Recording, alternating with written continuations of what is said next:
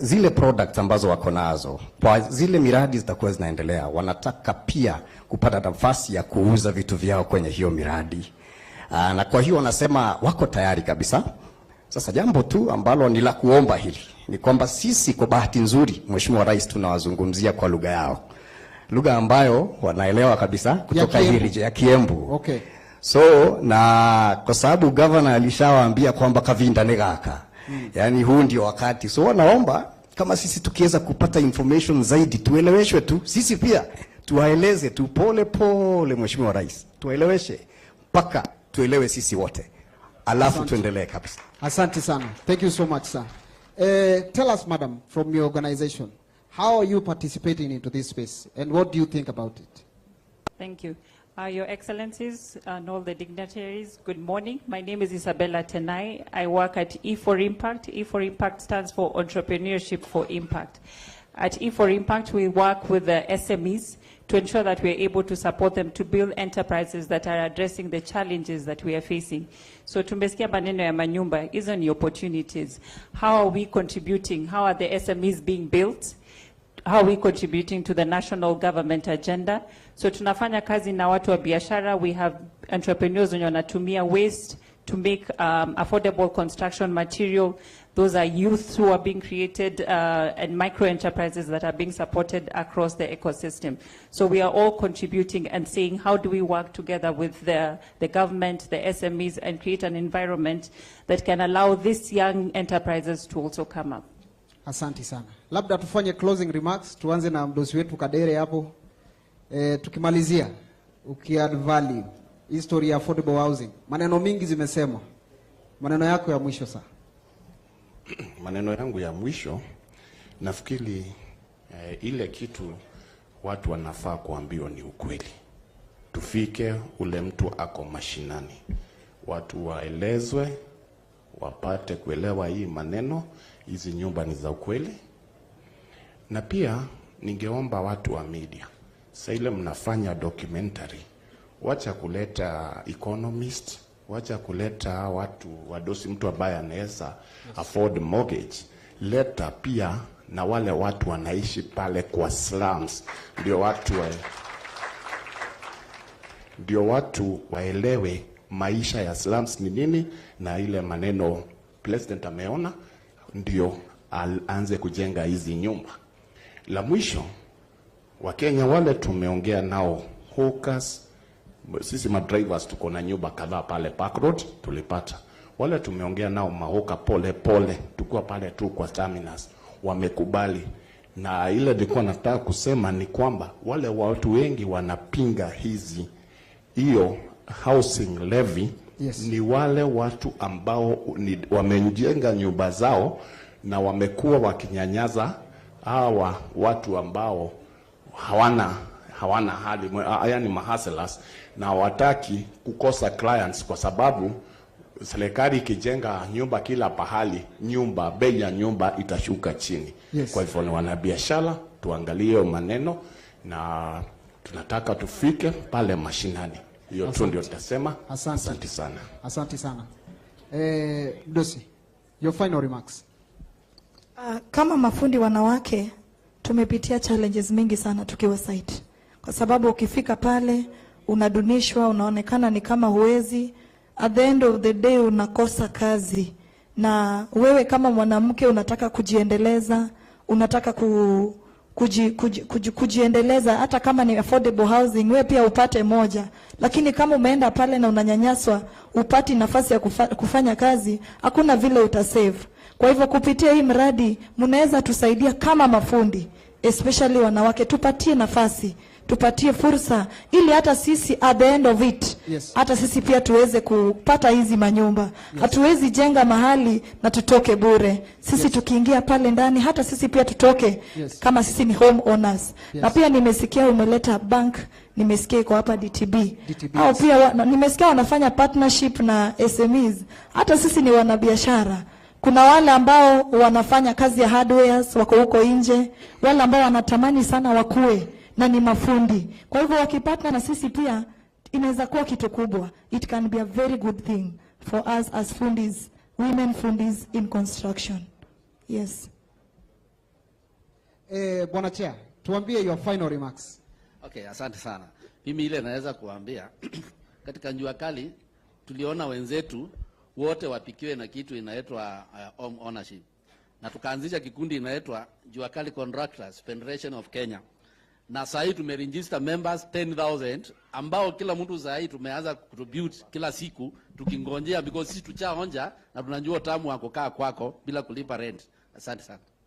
Asante sana Chair. Mpigeni chairman makofi tafadhali. Thank you.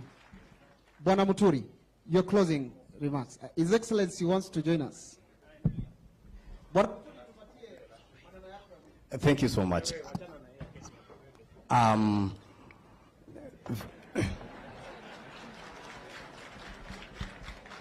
All right. Sasa naona ya kwamba we want a conversation that is wholesome, and we have His Excellency the President, we have the Deputy President, we have Her Excellency the Governor. Kama kuna maswali yoyote, kwa sababu kuna mtu amesema hapa ya kwamba tuongee ukweli, si ndio? Na tunataka ukweli. Kama kuna swali lolote, we also have the CS Housing, Bwana Njeru joining us. Maswali yote sasa ya housing tuulize ili tuweze kujua ukweli na pia tufafanue kabisa. Kwa hivyo swali lolote la housing.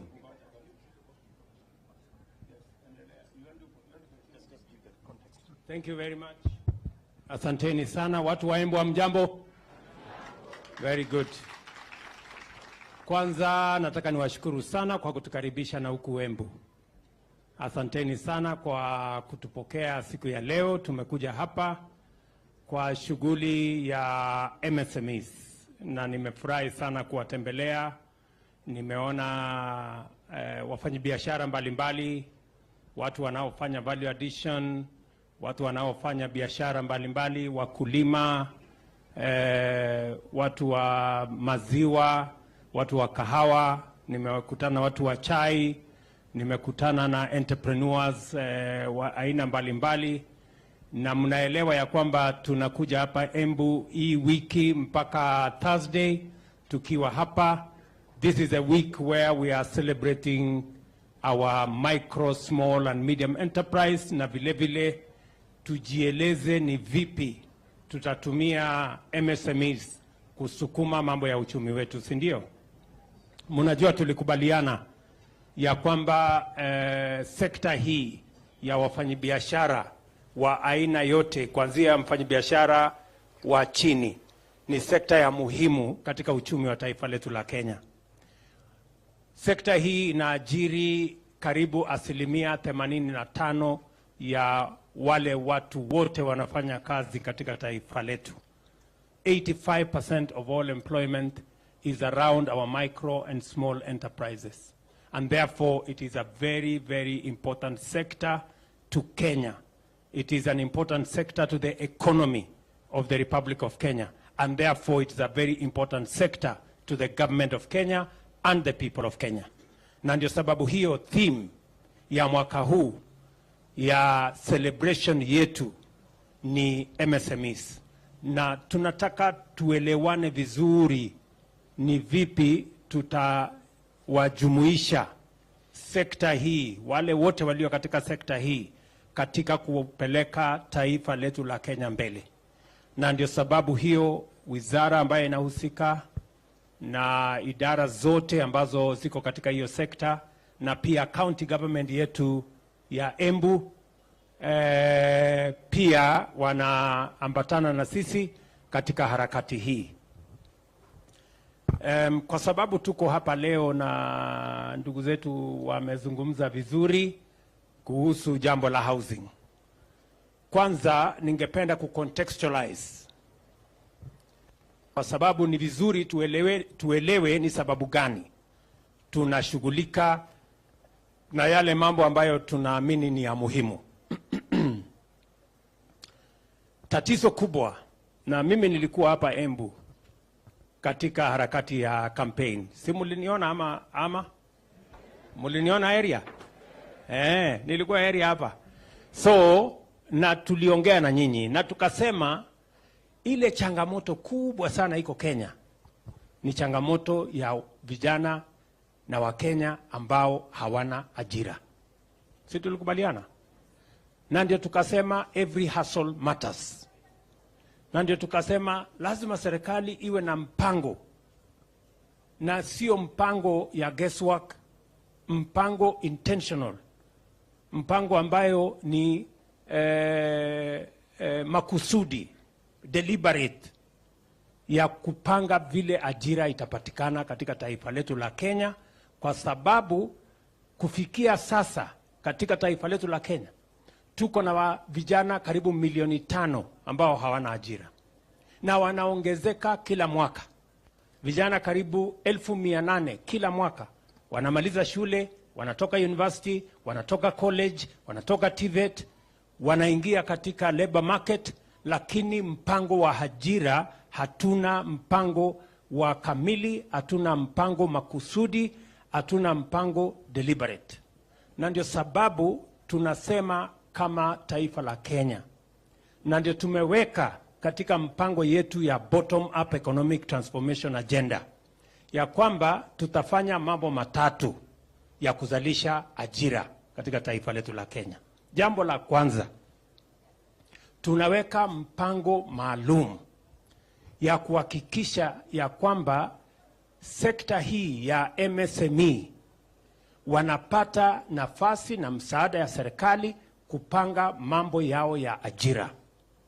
Ya kwanza, tunasema ya kwamba katika sekta hii tunataka kupanga mahali hawa wafanyabiashara wadogo wadogo watafanya kazi yao, wataendesha biashara yao. Ndio katika budget yetu mkiona tumeweka pesa ya kukamilisha soko 181 katika pande mbalimbali ya taifa letu la Kenya, mahali hawa wafanyabiashara watapata nafasi ya kupanga biashara yao. Hiyo masoko iko mpaka na hapa Embu. Mumeona vile vile katika gazeti yetu ya leo tumetangaza kandarasi ya kujenga ile tunaita County Aggregation and Industrial Parks, mahali tutakusanya mazao ya wakulima, mahali wale watu wafanyabiashara ambao nimewaona wengi hapa wataenda kufanya ile inaitwa value addition, mahali tutaweka mazao yetu katika cold room ndio isiharibike. Leo tumetangaza kandarasi ya County Aggregation and Industrial Parks 14 Kenya, ikiwemo ya Embu County. Tumekubaliana na Karinda hapa ya kwamba county government ya Embu itatoa shilingi milioni 250. National government itatoa milioni 250. Tujenge County Aggregation and Industrial Park ya watu wa Embu. Pale katika ile County Aggregation Park ni tusaidie wakulima, kwa sababu wakulima wengi hawana taratibu ya kupeleka mazao yao ifike sokoni, wakutane na wale ambao wanataka kununua mazao yao. Wengi wanapatikana huko na brokers, wanakuja wanahangaishwa na makatel. Unajua sasa wewe fanya namna hii, mali umefanya kilimo mwaka moja. Ule broker anakuja kwa dakika 10 ametengeneza pesa nyingi kuliko ule mkulima alingojea miezi 6. Ni kweli ama si kweli? So ili kumsaidia mkulima ndio tumesema we are going to have an aggregation center in every sub-county, and we are going to have an aggregation and industrial park in every constituency in Kenya. Tunaelewana? Huyu mtu yenu huyu anaitwa Gitonga, mtu ya kujituma. Huyu mkunji. Nimeketi chini na yeye na tumekubaliana ile soko ilikwama. Ilikuwa inaitwa nini mahali tulisimama pale siku ya kampeni? Kidhimo. Ile soko ya Kidhimo lazima tukuje tuimalize. Na ndio nimeweka pesa kwa budget ya mwaka huu tumalize soko ya Kidhimo. Na tumalize soko zingine 4 ya sub counties hapa Embu. Wakati tunapanga kujenga ile tunajenga na gavana wenu. Tunaelewana? Ndio tupatie nafasi wale MSMEs ambao wanataka kufanya biashara. Hizo masoko itakuwa ni mahali pazuri, itakuwa na room ama space ya kufanya biashara, itakuwa na space ya kuhakikisha kwamba tunaweza kufanya value addition, itakuwa na stima, itakuwa na maji, itakuwa na mahali ya kujisaidia na mahali ambapo biashara inaweza kuendelea na heshima. Tunaelewana jameni? Hiyo ndio hatua yetu ya kwanza, kwa sababu tunataka kutumia kilimo kupanga ajira ya vijana wetu. Jambo la pili, hapa nje na baadaye, by the way, baadaye si tuko na soko hapa Embu ile ilichomeka wakati moja. Mimi naenda kuanzisha soko mpya. Tunajenga soko mpya hapa ambayo itakuwa ni soko ya kisasa. And I'm going to start the construction today. Tunaelewana? Kwa sababu ni muhimu wale wafanyabiashara wetu ambao wako sokoni pale. Hiyo soko imekuwa ndogo na iko msongamano mkubwa na haikujengwa vizuri. Si ndio? Sasa tunataka kujenga soko hiyo mpya. Kwa nini tunajenga hii masoko? Kwa nini tunapanga hiyo taratibu yote? Ni kwa sababu tunataka hiyo value chain ya kilimo yote itusaidie kuzalisha nafasi ya ajira, ndio vijana wetu wa Embu na vijana wa Kenya wapate mahali ya kupata kazi. That's number one. Number two, hapa nje nimeanzisha wifi. Si ndio? Hapa nje tumeanzisha wifi. Pale kwa soko iko wifi. Pale kwa stage tunaweka wifi. Ile niliwaambia bundles haitawasumbua. Nimeona jamaa mwingine ananiuliza mahali fulani, wapi ile mambo yako ya wifi? Sasa nitamjibu leo kwamba ile mambo ya wifi iko area. Tayari tumeweka about 48 hotspots in Kenya. Our commitment is to make sure we have 25,000 hotspots in every part of Kenya. Ili mwananchi aweze kuendelea na simu yake bila ya kushughulika na kwamba hana credit ama hana bundles. Pia tufanye ile inaitwa e-commerce. Tufanye biashara katika kutumia mtandao. Pia tumepanga na hawa waheshimiwa, na nimeketi chini na hawa juzi na tumeongea ya kwamba katika kila ward tutakuwa na ICT hub, kwa sababu kuna ajira nyingi, kuna nafasi ya ajira mamilioni duniani kote, na sio lazima uende Marekani, sio lazima uende Ujerumani. Unaweza kufanya kazi ukiwa Embu, ukiwa unafanya kazi ya kampuni iko Marekani ama iko Ulaya. So tunasema njia ya kupanga ajira mojawapo ni kutumia digital and technology platform. Ndio sababu mkiona tena katika budget yetu tumezungumzia sana mambo ya the digital space. Kuna mahali tumepunguza mambo ya ushuru kwa sababu tunataka kuhakikisha ya kwamba vijana wetu ambao ni wengi, na nimewaambia tuko na vijana 500,000, na tunataka hawa vijana tuwapange vile watapata ajira, vile watajisimamia. Tumesema kila mheshimiwa mjumbe apange kila ward tuwe na ICT hub. Tutasaidiana na serikali ya kitaifa, watatumia pesa yao kiasi ya CDF, ndio tuhakikisha kwamba tunapata nafasi ya ajira 300, 400 katika kila constituency, 500, pengine hata tufikishe 1000.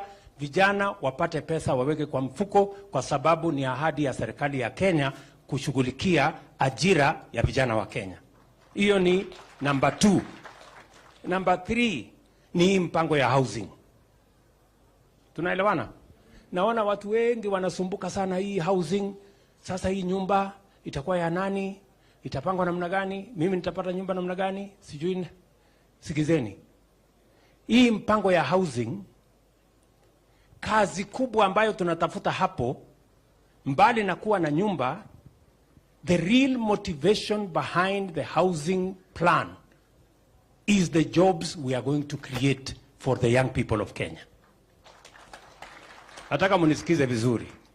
Hii mpango ya housing, kazi yake kubwa kwanza ni kuhakikisha kwamba vijana hawa wa Embu, vijana wa Kenya wanapata nafasi ya ajira. Nataka muniulize vipi? Itakuwaje? Itafanyika namna gani? Kila nyumba tunayojenga tunahitaji vijana 5 ambao watatusaidia kujenga nyumba moja. Vijana 5 tunawahitaji kujenga nyumba moja. Leo mimi naenda kuanzisha nyumba 100 ya kwanza hapa Embu. Lakini hapa Embu mpango yetu ni kujenga nyumba 5,000 hapa Embu. Hiyo nyumba 5,000 nataka tufanye hesabu na nyinyi. Nyumba 5,000 tunahitaji vijana 25,000 watakaofanya hiyo kazi. Mnanisikia vijana wa Embu? Vijana mko? Mko area? Mnanisikia vizuri? Ama nyinyi ni wale wa kuchagua jembe? Si tulisema wera ni wera? Si tulisema kazi ni kazi? Sikizeni. Mpango ya housing, kazi yake ya kwanza ni kupanga ajira ya hawa vijana. Na kupanga ajira ya vijana wa Kenya, sijakutana na kiongozi hata mmoja ama mzazi hata mmoja ambaye hashughuliki na vile tutapata ajira ya vijana. Every parent, every leader is bothered about what we are going to do with the millions of young people in Kenya who do not have jobs. And creating jobs is not a game of guesswork. Creating jobs must be intentional, must be deliberate, must be practical, and must be planned. Ajira haiwezi kupatikana tu hivi, lazima ipangiwe. Tunaelewana? Huwezi kusema tu itaendelea tu alafu kazi itapatikana. Itapatikana namna gani? Si lazima kuwe na mpango. Ndio tumesema agenda yetu ya kwanza ni kupanga mambo ya housing, ndio tupange kwanza ajira ya hawa vijana. Wale watakaofanya kazi pale, kama ni architect, kama ni quantity surveyor, kama ni engineer, kama ni mason, kama ni carpenter, kama ni plumber, kama ni electrician, hizo kazi zote ni vijana wa hapa Embu watafanya katika ile mpango yetu ya housing.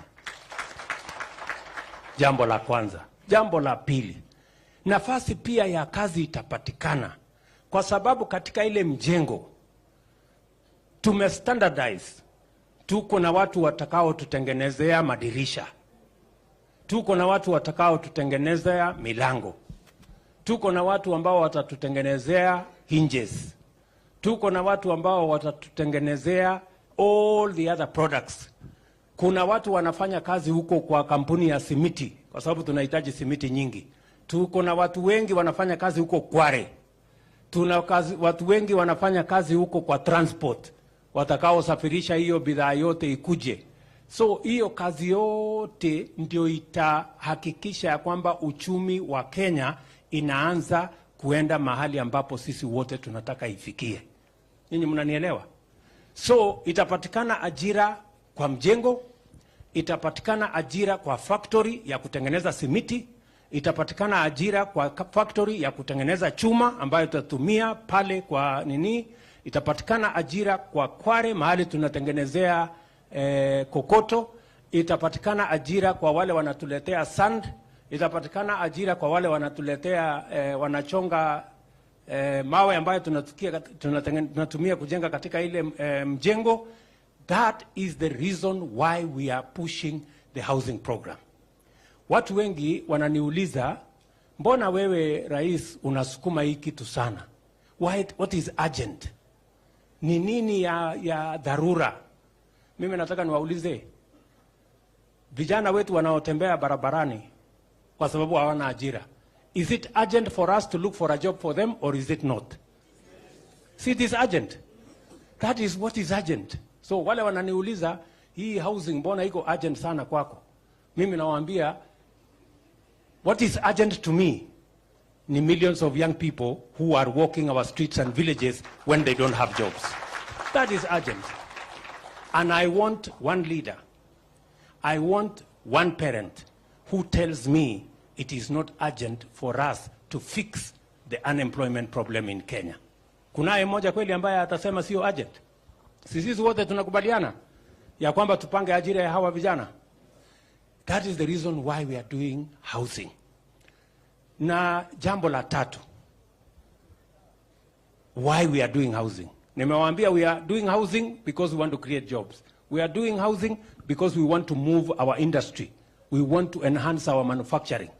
Na ndio mumeona hata katika budget yetu hii tumesema wale wanaoleta simiti kutoka nje, wale wanaoleta chuma kutoka nje watalipa ushuru, kwa sababu tunataka simiti itengenezwe hapa Kenya. Tuko na uwezo ya kutengeneza simiti. Katika hiyo mahali simiti inatengenezwa, vijana wetu wataajiriwa. Tunataka chuma, ile watu wanaleta chuma kutoka nje, tunataka tuwaambie chuma, tuko na viwanda ambaye inatengeneza chuma hapa Kenya. Ile chuma inatoka nje, tutalipisha ushuru, kwa sababu tunataka chuma itengenezwe Kenya, vijana wa Kenya wapate ajira.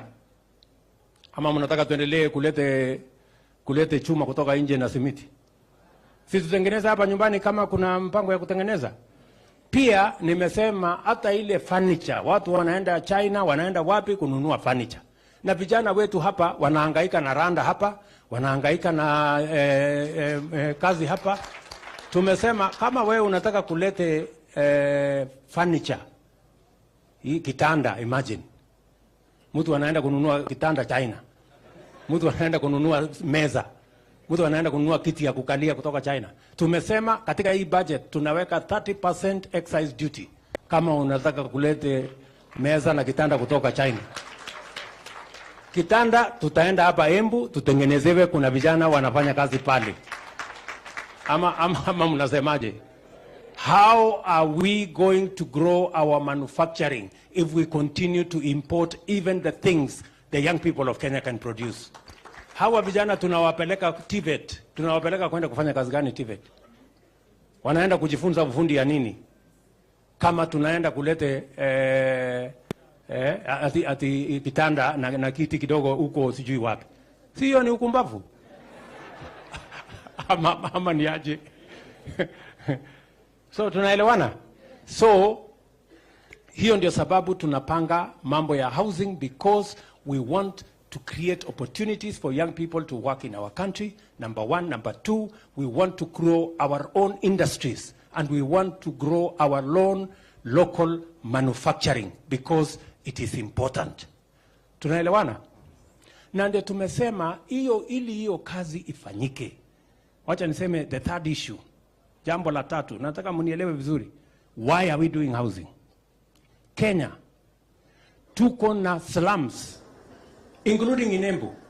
Tuko na slums Kenya 1,411 I think. Ile slums mahali watu wanakaa Kibera, sijui wapi, Embu hapa, Embu ya slum Shauri hapa kwenu. Si ndio? Tuko na Wakenya 6.5 wanaoishi slums. Mahali hakuna choo, hakuna maji, kuna barabara, nyumba ni ya matope, ugonjwa ndio hiyo, shida ni mingi. Na wao ni Wakenya kama sisi. Jambo la tatu, utafiti unatuonyesha ya kwamba tukiendelea mbele, Kenya is among the fastest urbanizing countries in the world. While urbanization elsewhere is about 3.7%, Kenya is at 4.4%. 68% of all our people by 2050 will be living in towns. 68%. Either they will be living in slums, in towns, or they will be living in affordable houses if we have our plan right now.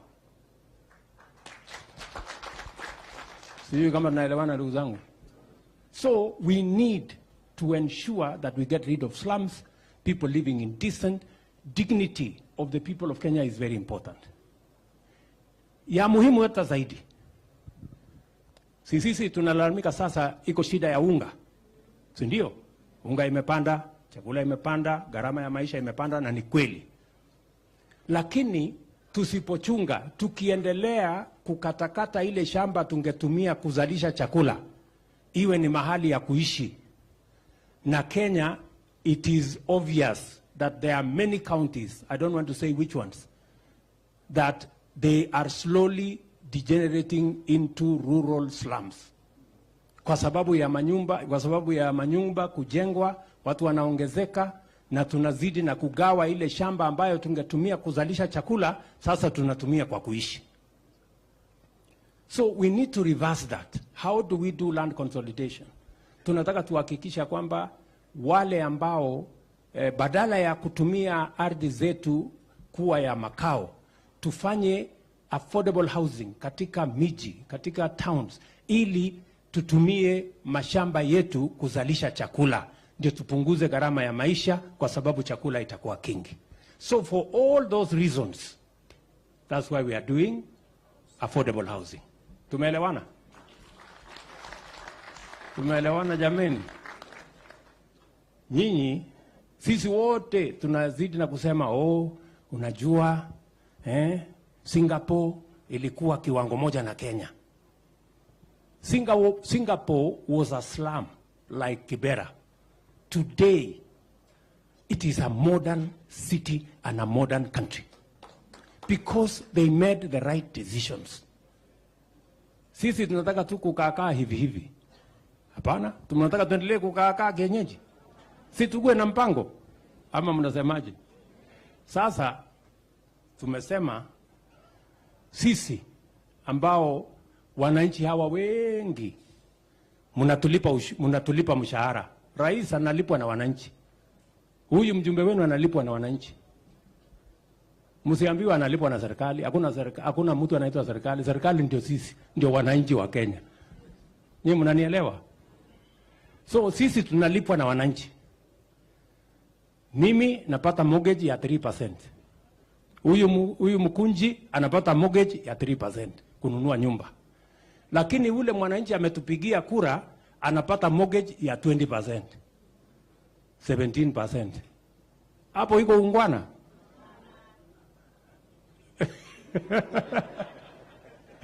Wewe mwananchi ukienda kutafuta mortgage unaambiwa lete 15%, 17%. Mimi nalipa 3%. Huyu mkunji analipa 3%.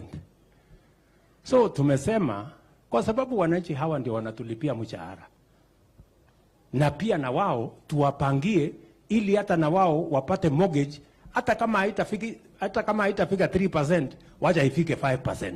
Jameni, iko makosa hapo? Iko makosa? Na katika hiyo mpango tumesema sisi ambao tuko na mshahara yenye nyinyi mnatulipa, sisi tutoe 3%. Mimi nitoe 2,500.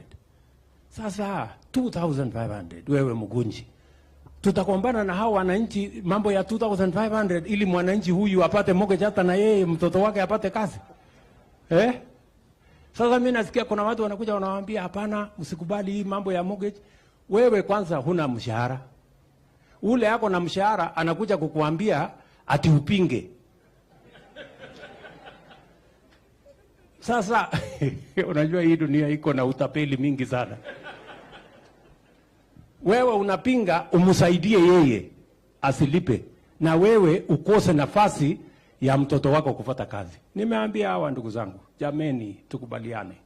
Sisi ambao tumebarikiwa tuko na mshahara, tunalipwa na ushuru ya hawa wananchi, tuwe na utu. Tukiambiwa make a small contribution, ili huyu mtoto wa huyu mwananchi ambaye anatulipa mshahara yetu kupitia kwa ushuru ile analipa, hata na yeye mtoto yake apate ajira kwa mambo ya affordable housing, na yeye apate nafasi ya kupata nyumba ile affordable, na yeye pia alipe badala ya mortgage 17% akuja hapo 5%. Tungangane hapo sisi wote. Iko makosa hapo? Nasikia watu wengi wananiambia, wewe bwana president, sasa hii kazi ya nyumba hii, nilikuwa naongea na walimu jana. Walimu wananiambia sasa mimi nini yangu ni 30,000. Sasa 3% ni shilingi 900. Hii 900 sasa hii ni pesa mingi sana. Sasa mimi namuuliza wewe mwalimu, ndugu yangu, wale ambao watafaidika na hii fund ni watoto wa Kenya. Pengine hata mtoto wako ni mmoja wao ambao watapata ajira. Si ni kweli? Kama hatapata ajira kwa mjengo, pengine yeye ni quantity surveyor, pengine yeye ni fundi, pengine yeye anafanya kwa factory ya simiti, pengine yeye anafanya kwa factory ya chuma, pengine yeye ni transporter, pengine yeye anauza kwa hardware. Kwa sababu hiyo watu wote watafaidika na hii mpango. Mnanielewa? Iko makosa tukichangia watoto wetu wa Kenya 1,000,000 wapate ajira kila mwaka. Iko makosa tumefanya? That is all we are saying. Ili huyu jamaa, si mmesikia huyu mungwana? Huyu mungwana ni mtu wa jua kali. Huyu namjua. Saa hii ako na nyumba pale Park Road. Mahali wadosi wanakaa, hata yeye ako hapo. Kwa sababu ile nyumba anaishi tumepunguza gharama ya kujenga. Nyumba ambayo ingetugharimu shilingi milioni 15, sasa hiyo nyumba inatugharimu shilingi milioni 3. We have brought it down. We have removed the cost of the land, we have removed the taxes, we have reduced the cost of the construction so that we can have a country where all of us are equal. Na unajua mimi sitaki kuwa mtu muongo. Nilisema tutapanga ajira ya vijana wetu. Na hiyo ndio mpango. Tupange ajira. Na nilikuwa na hawa watu wote. Tulikuwa na wabunge hawa. Si tulisema mheshimiwa tutapanga ajira ya watoto wetu. Sasa msiniruke. Tuko pamoja katika hii safari mpaka tupange ajira ya hawa watu wa Embu. Watu wa Embu tunaelewana? Tunaelewana?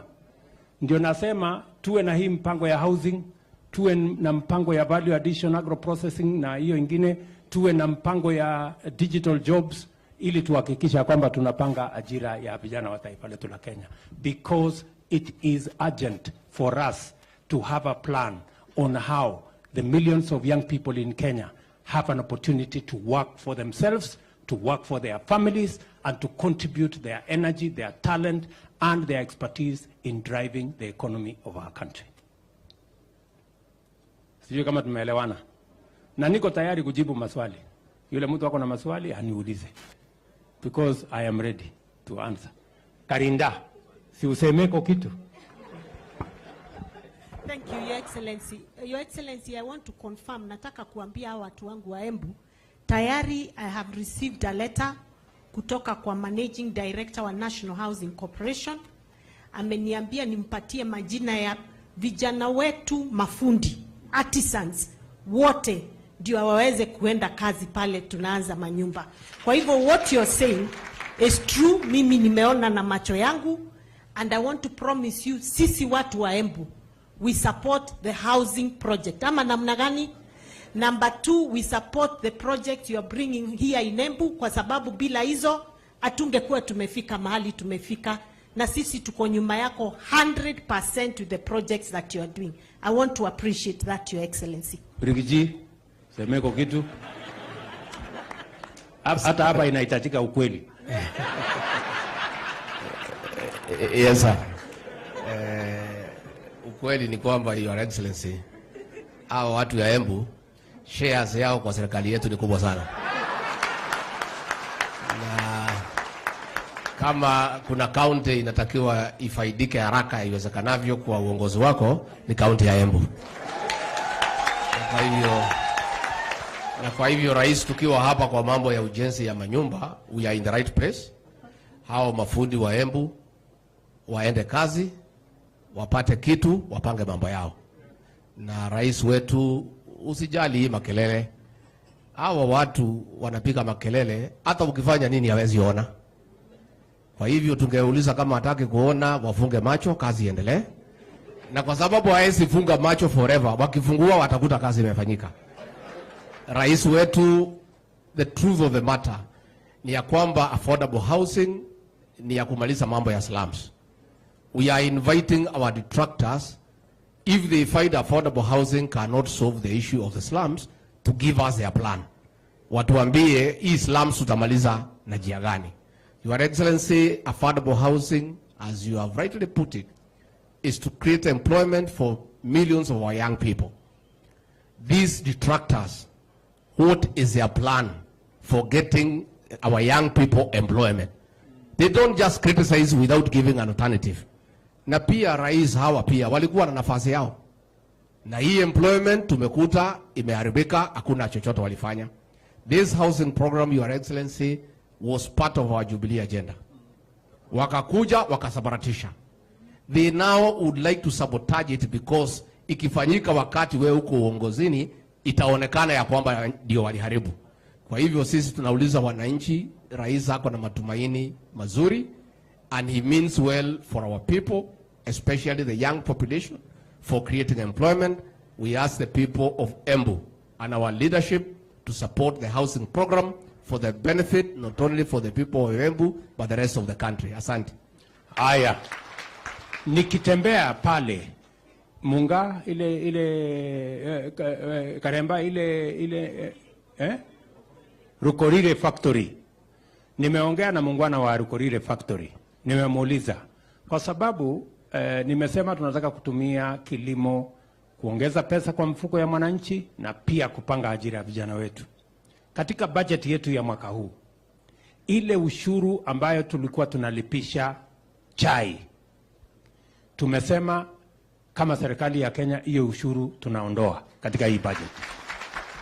Jambo la pili, ile packaging nimeona mnatumia hapa, hiyo packaging ni quality ya juu, kwa sababu tunataka kutumia kuhakikisha kwamba bidhaa zetu inakaa vizuri na hata tunaweza kutumia kuuza katika soko za nje. Pia kama serikali ya Kenya tumesema packaging material, ile material mnatumia katika packaging ya agricultural products, pia tumesema tunaondoa ushuru kwa packaging material, ndio wakulima wetu wapate nafasi ya kuuza mazao yao, kwa sababu packaging itakuwa bei ya chini na margin ya wakulima itaenda juu. Tumekubaliana vile vile na mambo ya maziwa hapa Embu, na ninataka nishukuru huyu mjamaa Chake, anaitwa Chake. Chake, wewe ni uko mbele sana, na nashukuru sana huyu jamaa, kweli alikuja mpaka kwangu huko akaniwekea mambo ya dairy. So sikujua ya kwamba umetengeneza hii kula. Sasa hii kula tutapangana na wewe, ndio hapa Embu tunalete coolers 20 mpya. Nimekutana na wakulima pale, wananiambia sasa kilimo ya maziwa wanataka kujipangia ufugaji vizuri, si namna hiyo? So sisi tutawasaidia, na tumekubaliana na processors wakiwemo KCC na wale wengine ya kwamba hata powder, milk powder ile tunaagiza kutoka nje, sasa tutatengeneza hapa nyumbani, na tutaanza kuuza maziwa yetu ikiwa powder, ikiwa processed katika soko ya Afrika Mashariki na soko ya Afrika. Huyu Moses Kuria nimemtuma, ameenda nchi 15 in the last 3 months, kuanzia Egypt mpaka South Africa, kupanga mambo ya soko ya wakulima wetu, kwa sababu hatuwezi kukubali ya kwamba watu wa kutoka Australia, sijui watu ya kutoka wapi, wanakuja kuuzia maziwa watu ya Kongo, na sisi tuko hapa. Kwani kazi yetu ni nini? Sio ni soko yetu? Tutajipanga namna hiyo, na nyinyi mkae rada, wakulima mjipange hapo, na tumekubaliana hiyo mpango, tunaendelea pamoja. Kuna mama pale ako na swali, mpatie nini aniulize maswali. Your Excellency, sir, all protocol observed. My name is Tanya Ireri, a lady who started a business with 5 shillings. I'm here representing the youth, the hustler. My company does four services. I'm doing leather production. The governor and both Waziri Kuria has ordered a bag. Now, that bag, it requires 6 youth to do it, all individually placed. And I also do interior design. I employ 10 people to do housing. I've done gift packaging where I do 1,000, 20,000 gifts. I employ 20 youths who are Form 4 leavers, dropouts. Now, we have a challenge, and I'm challenging you, Mr. President, sir. I want to say thank you, first of all, for the affordable housing. Unfortunately, when you're mnaniona pa nakakatajiri, lakini niko nafungiwa hao juzi na tena na landlord. So after buying my land to set up a cottage industry for leather, I got broke. I got like extremely broke. Most of you remember me kneeling down to Moses Kuria and asking him to bless me with the 10 million. Me nikom soto mbaya. But I want to say thank you for President RUTO, because this is quite a deal for the hustlers. Now, my challenge to the youth, as Moses Kuria quoted, and I'll quote him, Tanya is ahead of the government in innovation, and it's true. I'm a small-scale hustler. What I want to challenge after this project, Mr. President, sir, we set up, like in Embu, there's no cottage industry. The incubation sheds, as you call in Embu. In Embu and Mount Kenya region, we don't have kildi in Mount Kenya region. We're dying of drought. There are no food drying plants all over. It makes sense. Tunakufa na floods, tunakufa na famine. Na yet, tunatupa machakula mingi. So easy capis that have been set up. We need to set up drying plants. All these are creating jobs for the youths. Now, after we've done this project, what I want to propose to the government is we do affordable cottage industries. A lot of SMEs right here, they've done quite amazing jobs. They're the Steve Jobs. Steve Jobs started for garage. I started in my mom's house. I'm still in my house. That interview that you've just seen about me, that's my house. And a lot of people would like to have a central place. That kabak that Honorable Governor, Her Excellency, has ordered, I went point A to do the branding, point B to do the material, point C to do any inafanya process zikwe finding. So uyu hustler mwenye anatry ku grow up, angependa kahol kahi. Anaenda kwa Njuguna pale, anafanywa branding.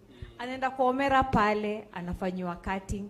Anaenda kwa Chieng pale, anafanywa stitching. Anaenda kwa Njeri pale, anauziwa lunch. Anaenda kwa, you know, all this under one place. That's why I transitioned from Nairobi into Embu to set up something like this. I bought a land. I started with half an acre. I've just acquired 1.3. I'm yet to do the valuation. Mungu anipe kazi. When you visit my stand, I've just done a very amazing gift hamper for King Charles when he visits Kenya.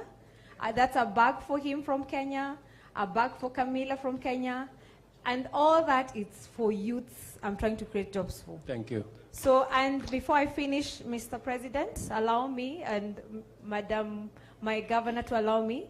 This is my portfolio. I'm asking for employment in your government, sir. Allow me to give it it's to okay. you. We'll pick your portfolio. That's okay. But I just want that great lady. I didn't get your name though. Tanya Ireri. Yeah, Tanya Ireri. Tanya Ireri is a great lady. Congratulations for what you're doing. I want a microphone to be given to this man called Moses Kuria. Tanya has said something that is fundamental. She's struggling to buy land. She's struggling to develop it. It is all in bits and pieces. She wants a place where she doesn't have to buy the land. She doesn't have to travel from this place to that place to consolidate her product. What is the plan, Moses, around the county aggregation and industrial park that will sort out Tanya's problem? Moses. Thank you, Excellency. First of all, unajua watu wa Embu, they are my in-laws. So, Mulearo, very good.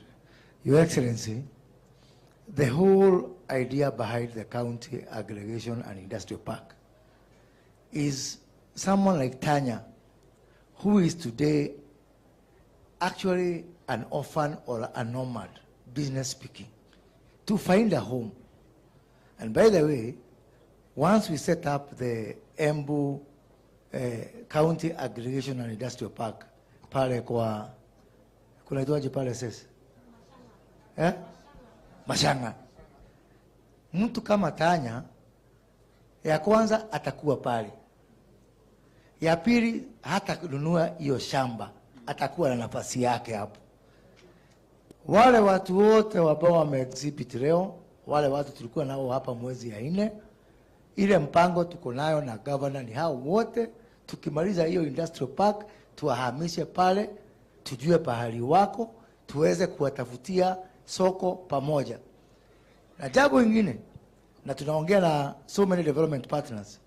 Once now we put all those SMEs, all those young men and women there, we then now try to solve the issue of capital. Because now we know where they are, and we can be able to finance them, the kind of money they are looking for, through our financial institutions like the SACCOs, through our development finance institution like KDC, where we are pulling all this money. Pahali Cherugui atawaachia na Hustler Fund, kama requirement ni kama hiyo 10 million, ambaye hawezi kutoshea kwa M-Pesa, sasa wanakuja kwangu na waondoa hapo na wapeleka mbele. Ya mwisho, Your Excellency, ni mtu kama Chake, ambao tuliwagundua hapa wakiwa na Tanya when we came for the Embu Expo. Now, this is a problem that is happening. I took Chake, nikamwambia hiyo mashini yako upeleke pale Kirudi. Ana akapeleka Kirudi. Na nikauliza Kirudi, ile machine about coolers tunaleta kutoka sijui wapi huko nje, give me a report showing hii ya Chake ni nini imekosa. Kwa sababu saa hii tutanunua machine kutoka Poland, kutoka wapi, same quality ya Chake, na halafu tunamwacha Chake bila Chake. Na hapo ni shida. So Chake akaenda pale Kirudi, akapelekwa na kijana anaitwa Fred Nyaga hapa, tunamuita landlord. Kirudi ametoa report. Halafu sasa shida, Kirudi wamemwambia mashini yako iko sawa, sasa enda kwa mtu anaitwa KEBS upate certification. Nikamwambia Chake usiende huko KEBS. Nimeamulisha Kirudi, mtu akipeleka innovation yake pale, ni jukumu yetu kama serikali kwenda kumtafutia leseni zote, hata hiyo ya KEBS. Na pia tumwache akiwa na hata copyright patent. Jamani, leo nimepigiwa simu, copyright patent ya Chake imetoka. Ukijaribu kufanya hiyo copy utajipata kwa jela, because nobody else now except Chake can make a machine like that, because his intellectual property. Intellectual property sio mambo ya Nairobi, hata hapa Embu kuna intellectual pia. Asante sana Mheshimiwa Rais. Thank you very much. Nataka nimuulize the CEO of KIE if he's here. I saw him somewhere. I wonder a fellow, that gentleman anaitwa Narekae, ako wapi? Narekae atafutwe. Nataka akuje ajibu Tanya. Meanwhile, I can take another question wakati huyo jamaa anatafutwa. Nataka nijue vile KIE inaweza kumsaidia huyo Tanya, anahitaji 10 million kuendesha biashara yake na mambo yake. Kuna mtu pale nyuma aulize swali. Meanwhile, ngojea Tanya, natafuta mtu ambaye atajibu maswali yako. Kuna mungwana pale.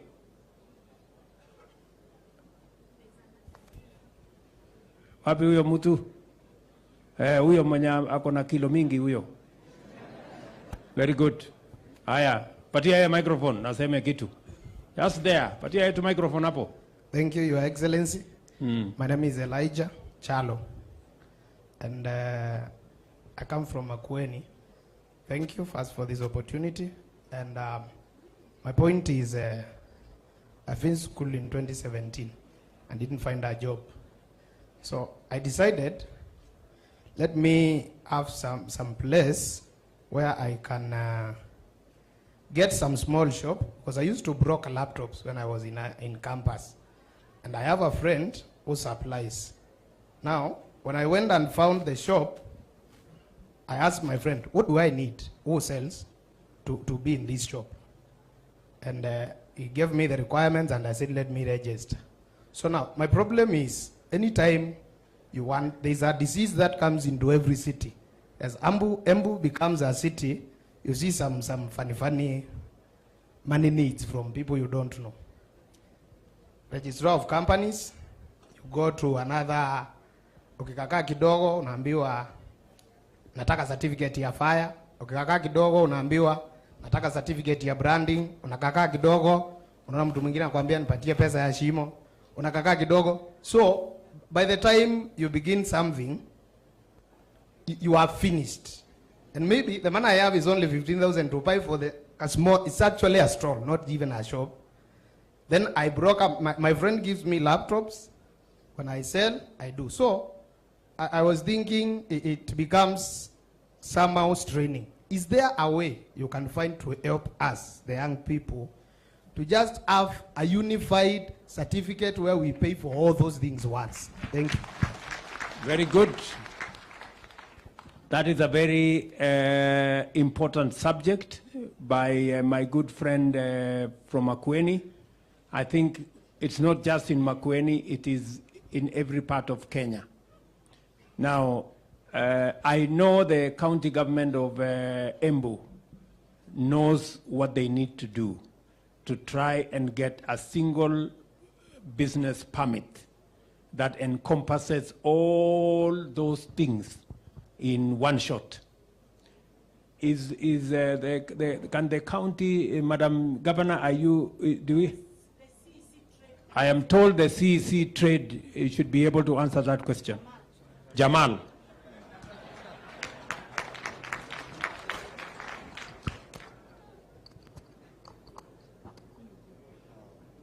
Thank you, Your Excellency, the President, Excellency, the Governor. On business registration and the financial requirements that my friend is talking about is true. As county government, we are doing our best to come together and consolidate all the licenses required. But it is also a huge problem from the national government, because many institutions in the national government are also looking for these licenses. There is NEMA, there is, there are quite a number. No, I think there is NEMA, there is KEBS, there is KRIA, there is TF. So when you are setting up... Jamal, let us concentrate on the ones he mentioned. Don't try and shift the problem to another place. There is somebody who will answer for the national government, answer for the county. Now, for the county government, we are doing our best. We have already agreed as cabinet to consolidate the licenses. We are also doing an incubation center where we are putting up the relocation site for the market. After that market, the new market is done, we will have an incubation center for our youth, where we will now protect them from all those institutions. Thank you very much. Are you saying, Jamal, are you saying that the business people in Embu can take it from you? When will you have consolidated that business license into one, and that they will not be asked to come for this and that and the other? Your Excellency, we are committed to consolidate in the next finance bill. Asante. Thank you very much. We will take the proposal. The next finance bill is in by June. So, Apo, don't get confused. So, after July, August, mwanze kuuliza haya maswali. Kama mambo hiyo haijafanyika. On behalf of the national government, can somebody, Moses Kuria, you need either you or your peers should be able to answer on all the consolidation of the national government licenses, KEBS, NEMA, and all the others. What is the plan? Your Excellency, not only shall we consolidate, but we will work with the governor to ensure it is the same license of the county that answers for all those other licenses. Very good. Because mwananchi hataki kujua ati hii ni national government, hii ni county government. So we'll work to have one single business permit under an MOU between Embu County and national government. So hapo kwa hiyo finance bill, hata sisi tuko hapo. Haya, asante sana. Tutakuja kuulizwa maswali na wananchi, msifikiri ni mambo ya nini. Kuna muungwana pale, wacha ako na maswali. Alafu nitauliza ingine mbili, basi tumalizie hapo. Alafu tuende kibarua. Tunataka kwenda kulaunch maneno ingine huko mbele. Haya, huyo muungwana. Thank you, Your Excellency. My name is Wilson Omondi. I've traveled all the way from Kwale County. I'm dealing with affordable housing. I'm one of the beneficiaries of MSEA. I got funded in the previous government, and I'm able to start affordable housing. So currently, I'm dealing with the low-cost building blocks, and I'm building homes in Kwale County, as the way you see me. I've really struggled, and I've really developed some homes as a person, but I'm lacking the required finance and the documentation from the government to help me take my business next. My company is called Kawili Group Kenya Limited.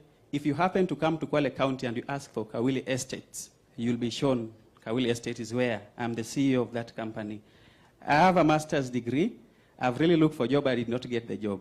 So I decided to start making bricks. And from the bricks now, I'm building homes. If you ask from the Ministry of Youth and the MSEA, they know my story. So Your Excellency, I request you to consider me also to give an advice or give me a space there in that affordable housing, because already, if you come to my stand there, I have some product that I can show you. Though you came there, but there was a hurry, so I could not get time to explain to you. Maybe in another time, I'll get time to share what I'm doing. I'm really doing a lot of job in Kwale County. Thank you, Omondi. Yes. Bwana Hinga, please get in touch with Mr. Omondi so that the plan we have on local housing, we see how he can be a supplier. You can see how Kenya is. That is Mr. Omondi from Kwale in Embu. That's quite something. I want the people from KIE. I saw Mr. Naregae somewhere. His Excellency, my name is Kombo Nyaga. I'm the one who's been brought in from KIE to speak. I'm one of the people who have been incubated by KIE. No. I want the management of KIE. I want the people. I saw Naregae. Kwani alikuja tu hapa kujionyesha? Pardon? Okay, who comes from KIE? I want to know how Tanya there is looking for credit. I know that KIE, part of your mandate is to support entrepreneurs, Kenya industrial estates. Industrial includes what Tanya is doing. Industrial includes what Omondi is doing.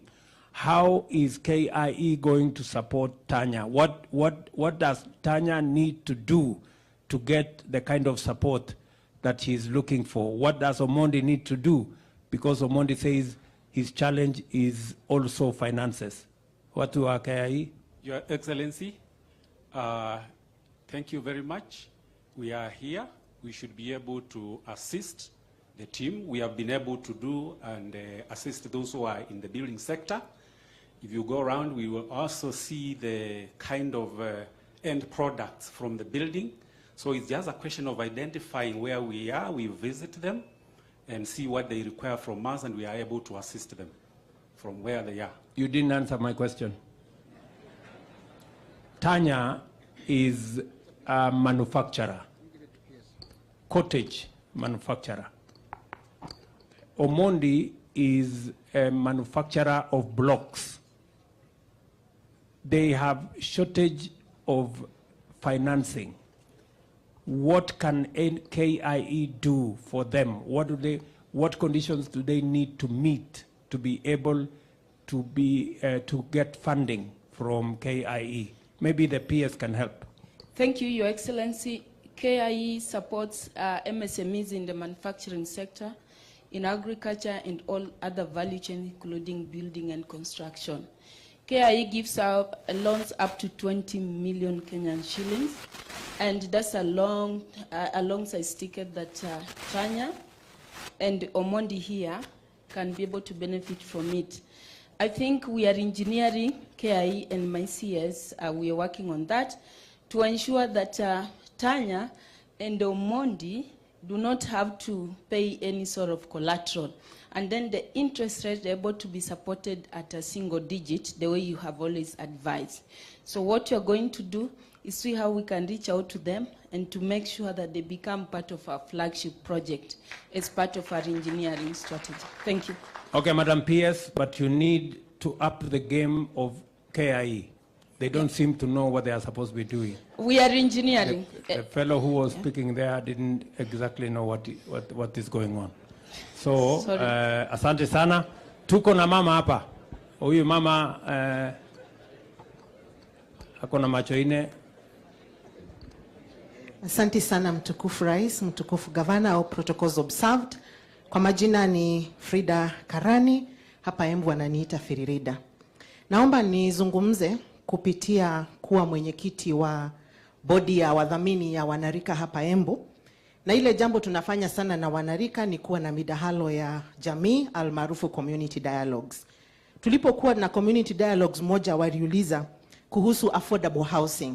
Yule ambaye si plumber na hawezi fanya kazi katika ile nyumba directly, je, wanaweza husishwa katika upandaji wa miti ile ku create the green environment around the houses.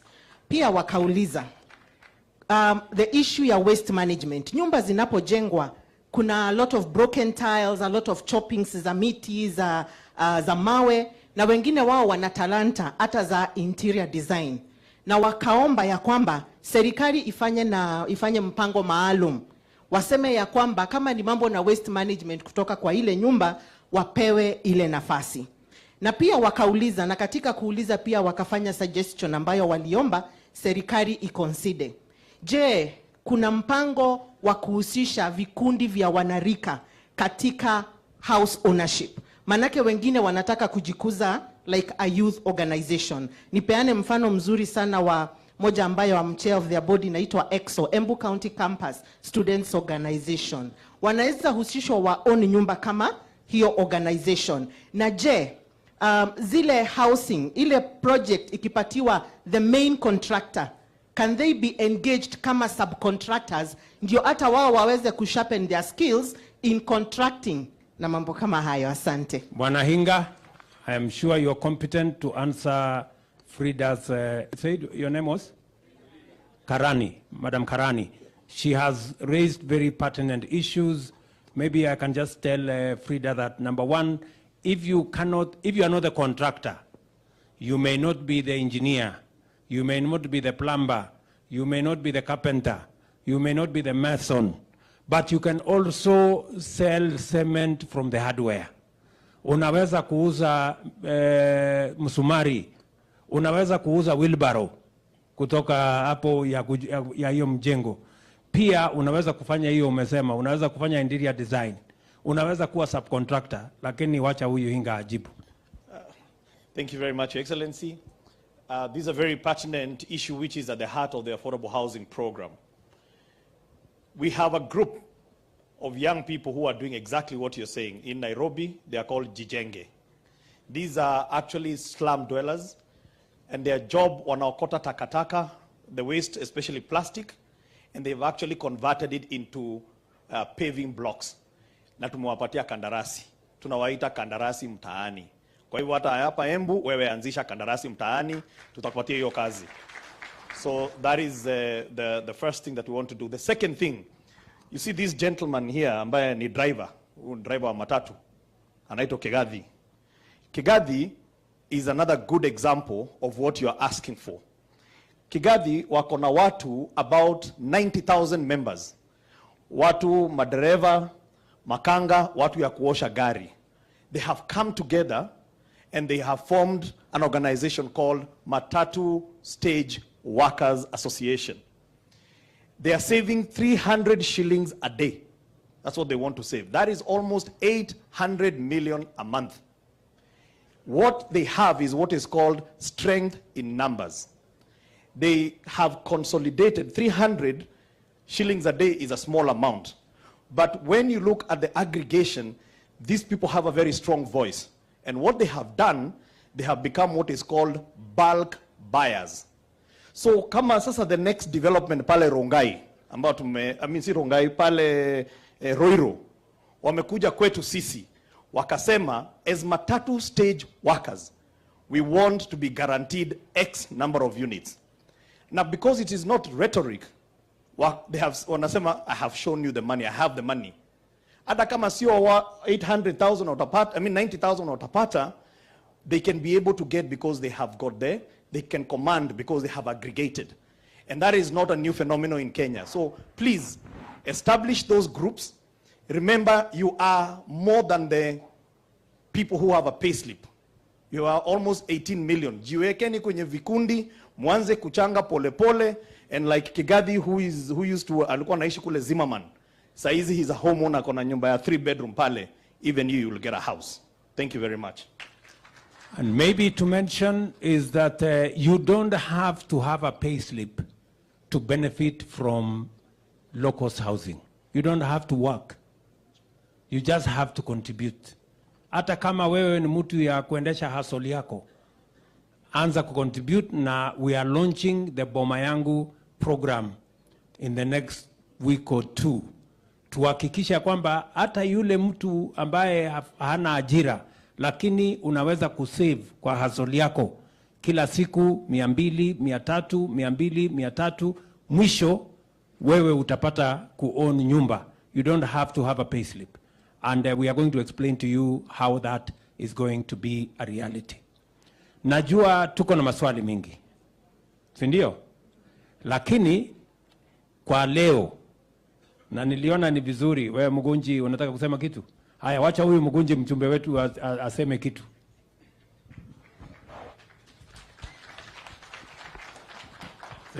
Thank you Excellency kwa kututembelea tena huku Embu na huku Manyata constituency na hapa pia University of Embu.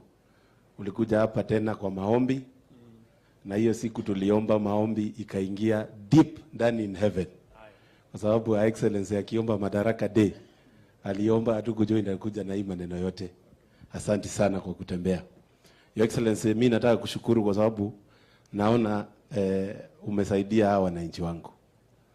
Unajua si hiyo bili inakuja kule National Assembly. Yes. Na mimi nimeona umeuliza wananchi wetu hapa, tuna support affordable housing? Hebu nione kama tuna support affordable housing. Sasa mimi naona nimepewa ruhusa ya kwenda kupiga kura bunge. Na kazi yangu itakuwa rahisi. But Your Excellency, on the same, I also want to thank you. Kwa sababu kulingana na vile maneno hiko, naona Embu ndio unafanya piloting ya project zako zote. Na kama kuna ingine inakuja pia ufanye piloting huku. Ili tuendelee kunufaika na serikali yako. And as His Excellency the Deputy President says, hii share ya Embu hapa sisi hatukucheka tukikupigia kura. Hatuko tunacheka. Sasa wewe usicheke na sisi. Kwa sababu maendeleo tunataka mingi kulingana na vile kura tulipiga nyingi. Na His Excellency is always very clear that sisi tulishinda Uasin Gishu na percentage ya kura ile tuliweka hapa. Ni ukweli? Kwa hivyo we continue piloting for those projects. Now we are waiting for the sports complex at Njukiri. Hiyo tumeongea na wewe na umeniambia maneno iko horizon.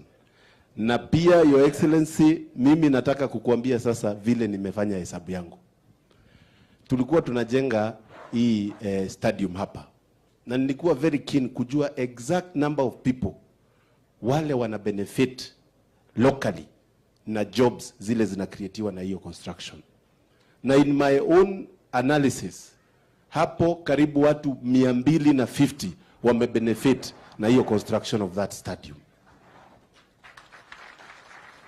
So, as you're putting it right, we have to be ruthless tukitafutia vijana wetu kazi.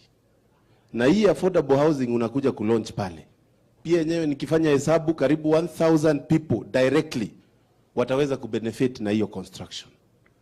Hao ni vijana wetu huku wale hawana jobs. Si ni kweli watu wetu? Is it true? So we need to make Kenya a construction site. Ama ni aje? We need to make Kenya a construction site, na hiyo ndio kitu itafanya sisi wenyewe tuweze kupata nafasi ya wale watu hawana nini. Na Your Excellency, mimi nataka kukuongeza tu kitu moja. Hii Hustler Fund, kwa sababu imefika mahali sasa najua umeitest, umeona vile inakuja. Sasa me and Our Excellency hapa, and we have had this conversation many times, we are organizing everybody into cooperatives. Hata kule sokoni unaenda, tunawapangia cooperative huko. Kule unaenda huko Jua Kali, we are planning a cooperative. Hawa wakulima hawa, Your Excellency, mimi nimekaa chini hapa Manyata na nimepanga karibu 3000 farmers wa macadamia, wa avocado na wa kitu inaitwa bananas. Na wote tunataka kuwaunda pia pamoja na Excellency cooperative. Tunahitaji nafasi ya kuhakikisha watu hawatatengeneza cooperative waanze kupigana huko. Tunataka pesa. Kwa hivyo laini yako ya maneno, na ndio maana tunasema kwa sababu ushuru nayo lazima ilipwe. Hatuwezi kutuma kazi tukose kukupea tools za kazi. Tukikupea hiyo pesa irudi huku kwa cooperatives, tuweze kuhakikisha hawa watu wameweza kufanya kazi zao. Ya mwisho, Your Excellency,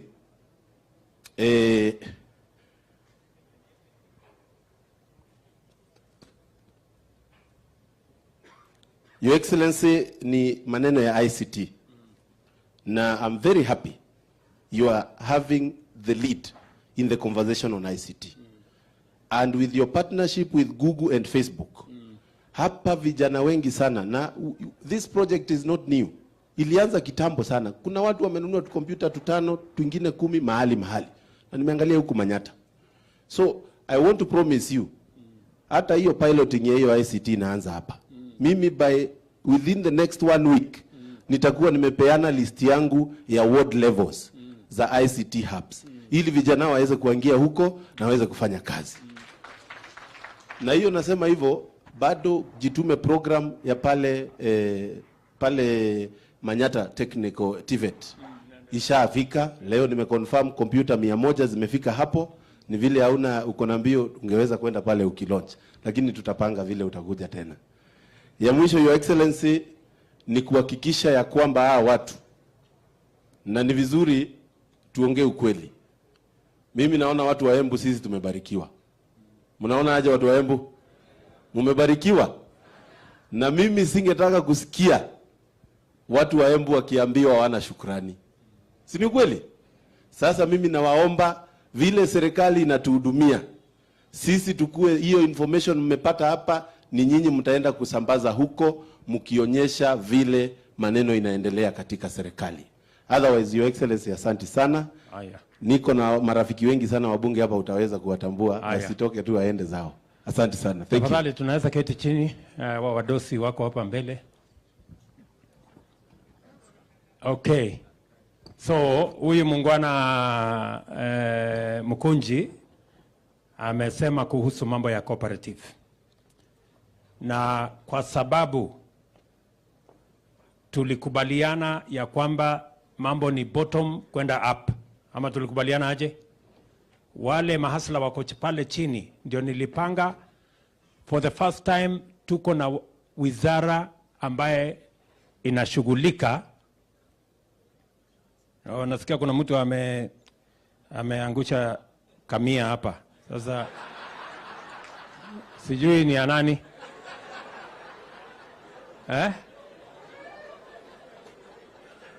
Kama imekosa mwenyewe, asante sana.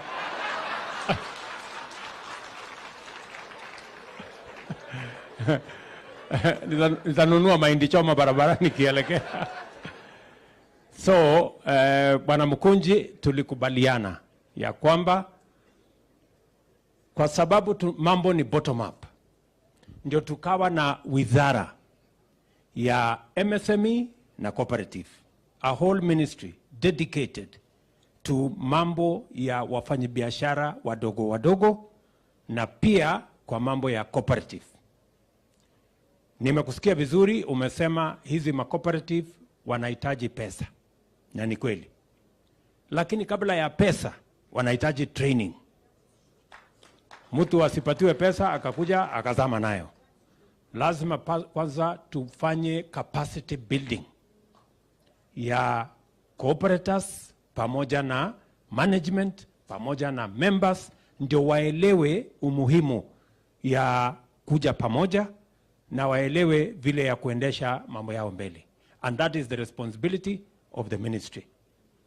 Waziri yuko hapa, PS wake yuko hapa, na wale PS wawili, na wote kazi yao, they know their responsibility. Sindio waziri na Madam PS na PS mwenzako? So hiyo kazi tutashirikiana na nyinyi. Kwa hivyo watu wa Embu, nimefurahi sana kufika hapa na washukuru sana. Mjue tunawapenda sana. Hapa tuko na waheshimiwa wabunge. Wacha niwasimamishe wabunge wetu. Tuko hapa na Mporo Aburi kutoka hapa Meru, mpigeni makofi.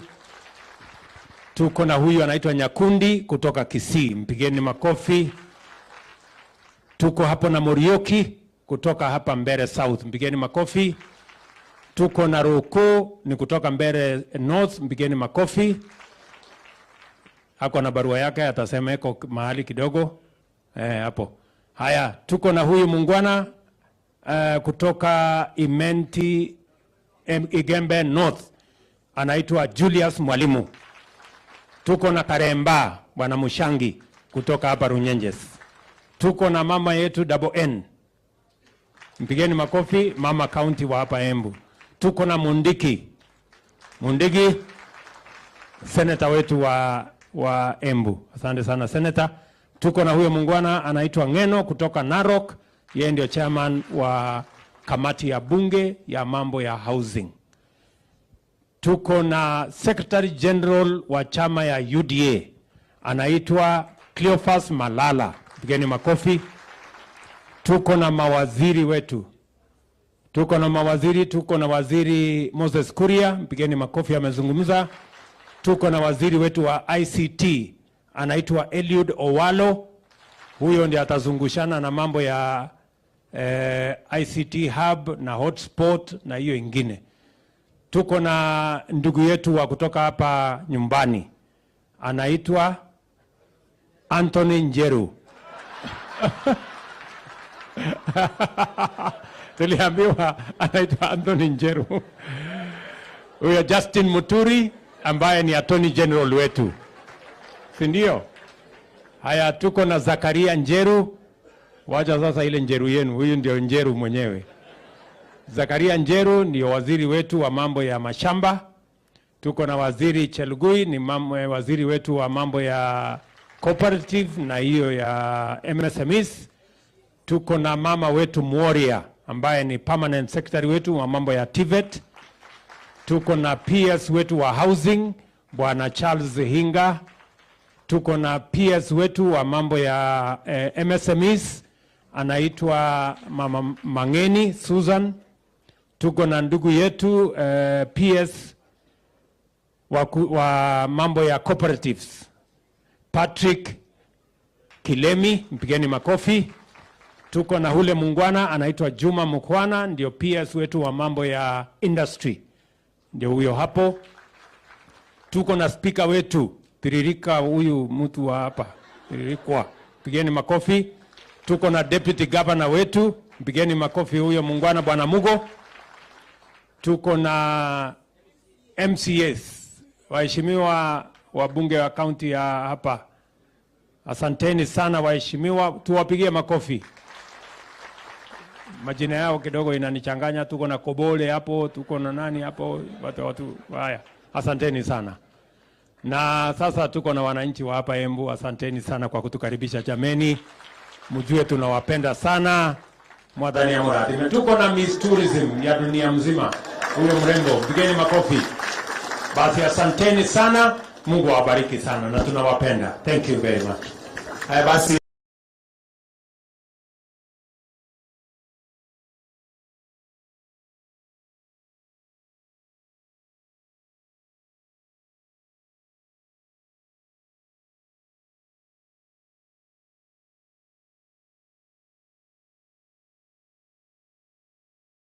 Naomba sote tuwe